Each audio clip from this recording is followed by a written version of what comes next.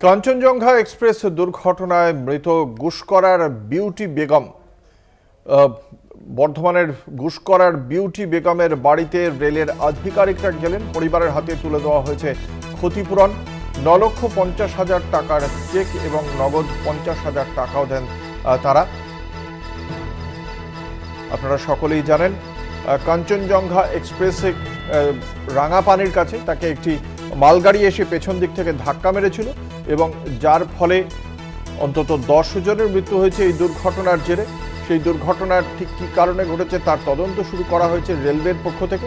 এই ঘটনার প্রেক্ষিতে আগেই ঘোষণা করা হয়েছিল মৃতদের 10 লক্ষ টাকা ক্ষতিপূরণ দেওয়া হয়, মৃতদের পরিবারের হাতে 10 লক্ষ টাকা ক্ষতিপূরণ তুলে দেওয়া হবে এবং সেই মতোই আজকে 50,000 টাকা নগদ হাতে তুলে দেওয়া হয়েছে এবং 9,50,000 টাকার চেক তুলে দেওয়া হলো বর্ধমানের গুসকরার মৃত বিউটি বেগমের পরিবারের হাতে।